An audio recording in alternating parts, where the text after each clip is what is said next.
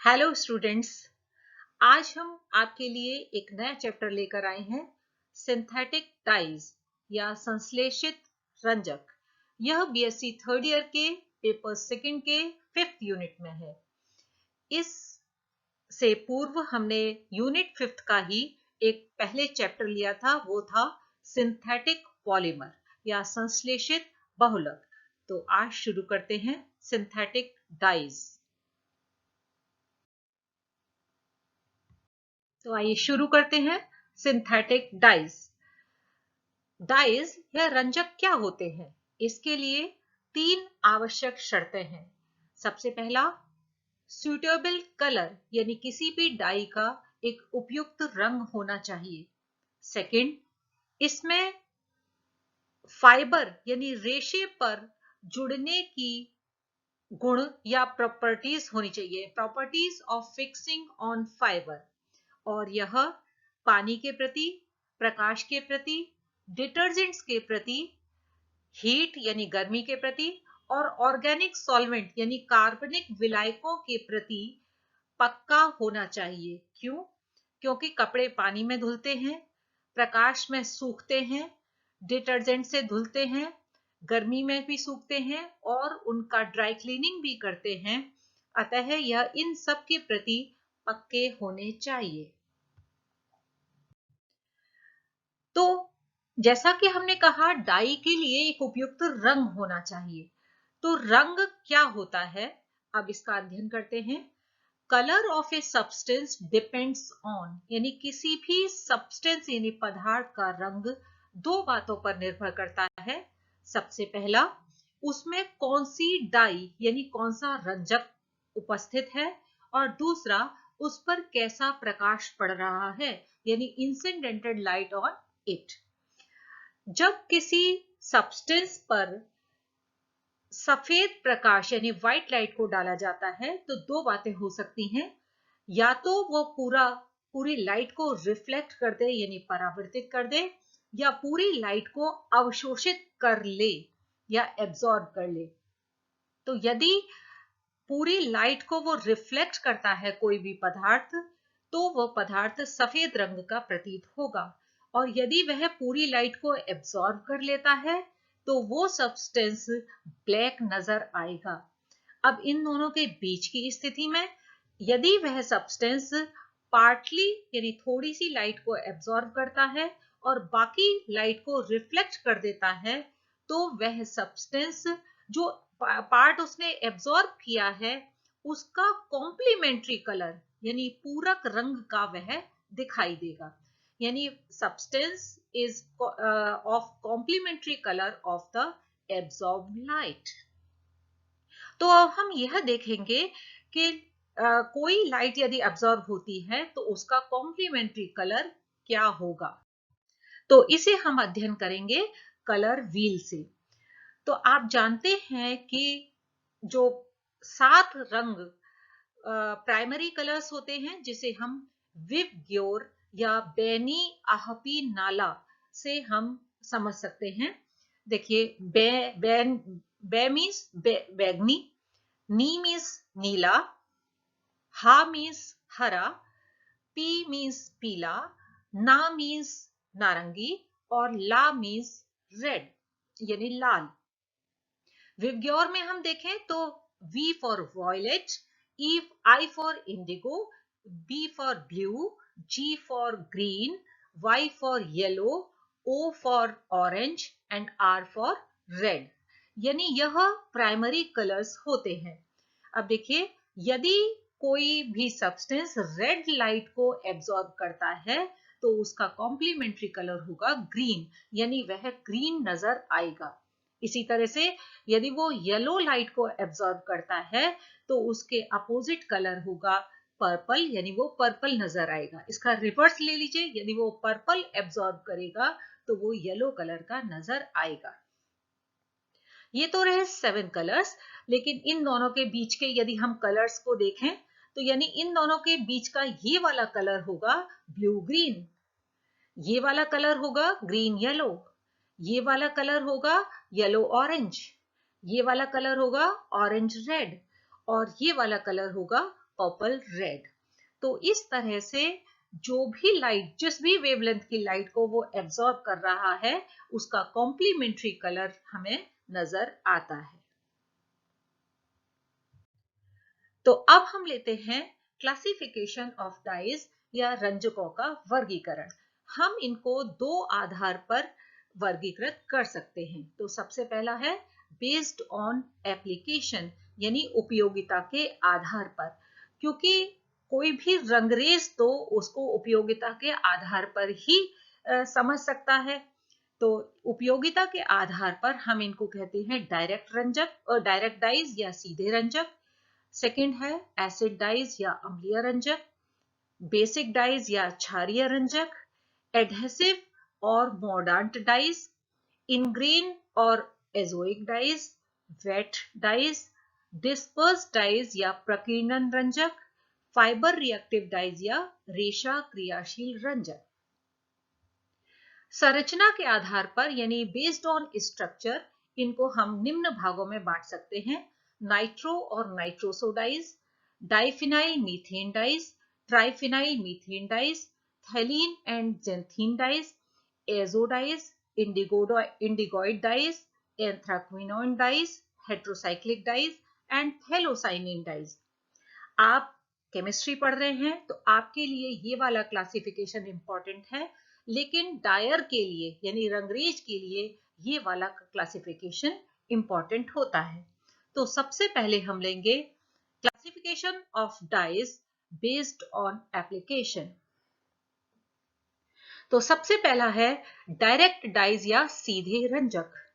ये बिल्कुल सिंपल होते हैं कि इसमें हम फाइबर या रेशे को या कपड़े को डाई के हॉट सॉल्यूशन यानी गर्म विलयन में डिप कर देते हैं और जो कपड़ा है वो रंग जाता है। इसका एग्जाम्पल हमें देखना होगा कॉन्गो रेड। कॉन्गो रेड का ये फॉर्मूला है, इसे हम बाद में सिंथेसाइज भी करेंगे। बच्चों एक बार और बता दें कि क्योंकि आप तो केमिस्ट्री पढ़ रहे हैं इसलिए आपको केमिकल स्ट्रक्चर भी जानना जरूरी है। तो केमिकल स्ट्रक्चर के आधार पर इस डाई को हम एजो डाइज के तहत रखेंगे। देखिए इसमें ये एजो ग्रुप है, N डबल बॉन्ड N। तो रंगरेज के लिए तो इसे हम वो तो कहेगा इसे डायरेक्ट डाई, लेकिन हम इसे कहेंगे एजो डाइज। ओके, बाद में हम इसे सिंथेसाइज करेंगे। Second is acid dyes. यह डाइज सल्फ्यूरिक एसिड और इट्स सोडियम सॉल्ट होते हैं, यानी इसमें देखिए ये सल्फोनिक एसिड ग्रुप है SO3H। सल्फोनिक एसिड ग्रुप हो गया और इसका फिर हम सॉल्ट बना दें तो SO3Na हो जाएगा। ओके, अब देखिए colour of the dyes is due to its anion part, यानी देखिए Na को आप हटा दीजिए तो ये जो रिमेनिंग पार्ट है ये वाला, ये क्या हो जाएगा एनाइन, यानी कलर ऑफ द डाई इस एनाइन के कारण होता है। इसे हम वीक एसिडिक सॉल्यूशन में प्रयोग करते हैं, यानी कमजोर अम्लीय विलयन में। यह वूल, सिल्क, नायलॉन इत्यादि को डाई करने के लिए इस्तेमाल होता है। इसका एग्जाम्पल है मार्शियस येलो, ये वाला मार्शियस येलो है, और सेकंड मिथाइल ऑरेंज। बच्चों आपको ये सारे पॉइंट वाइज लिखेंगे तभी आपको पूरे नंबर मिलेंगे। नेक्स्ट है बेसिक डाइज या क्षारीय रंजक। यह हाइड्रोक्लोरिक सॉल्ट होते हैं, यानी देखिए इसमें ये वाला पार्ट बेसिक होगा और जब इसमें हम HCl डाल देंगे तो उसका सॉल्ट बन जाएगा। और सॉल्ट बनते ही चाहे पहले डाई वाटर सॉल्युबल है या नहीं, लेकिन सॉल्ट बनते ही वो वाटर सॉल्युबल हो जाएगी। Colour is due to cationic part. ये देखिए इस पर, यहां पर देखिए ये पॉजिटिव चार्ज है, तो इस केटायनिक पार्ट के कारण इस रंजक का कलर होता है। यह वूल सिल्क को डाई करने के काम आती है। उदाहरण है मेलेकाइट ग्रीन और एनिलीन येलो। ये मेलेकाइट ग्रीन है, ये एनिलीन येलो है, इसे हम बाद में सिंथेसाइज करेंगे। अब मैं फिर से यहां बता दूं, यह देखो डाई मिथाइल अमीन डाई, तो ये हम बाद में केमिकल स्ट्रक्चर के आधार पर जब हम वर्गीकरण करेंगे तब इसे अध्ययन करेंगे। नेक्स्ट है एडहेसिव और मॉर्डांट डाई।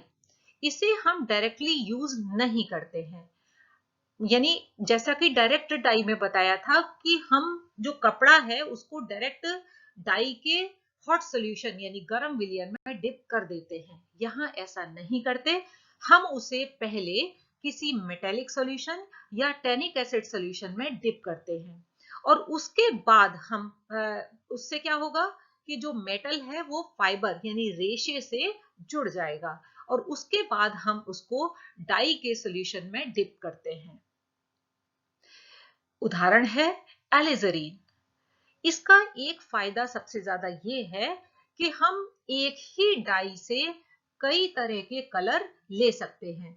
आप मेटल बदल दीजिए तो आपका अलग अलग रंग आ जाएगा। नेक्स्ट है इनग्रेन और एजोइक डाइज। यह डाई फाइबर पर ही सिंथेसाइज होती है। बच्चों, आपने सेकेंड ईयर में कपलिंग रिएक्शन की होगी। अमीनो ग्रुप या फिनोलिक ग्रुप के लिए एक कपलिंग रिएक्शन की थी जिसमें डाइजोनियम सॉल्ट बनाया था, उसके बाद उसको कपल किया था, ऑरेंज रेड डाई बनती थी। ये भी उसी प्रिंसिपल पर आधारित है कि इसमें जो फाइबर पर ही डाई सिंथेसाइज होती है। कैसे? फाइबर को पहले अमीन या फिनॉल सॉल्यूशन में डिप करते हैं, फिर डाइजोनियम सॉल्यूशन में, तो एक कपलिंग रिएक्शन होती है जिस और एक डाई प्रोड्यूस होती है, जैसे पैरा रेड या aniline black. Now vat dyes. These dyes are insoluble in water, यानी यह डाइज पानी में अविलेय होती हैं और यदि पानी में अविलेय होंगी तो यह हमारे किसी काम की नहीं है। लेकिन इसका बेस्ट पार्ट यह है कि इसका जो रिड्यूस्ड पार्ट होता है यानी डाई का अपचयित भाग, ये वाटर सॉल्युबल होता है, अतः हम डाइज को रिड्यूस्ड फॉर्म में ही यूज करते हैं।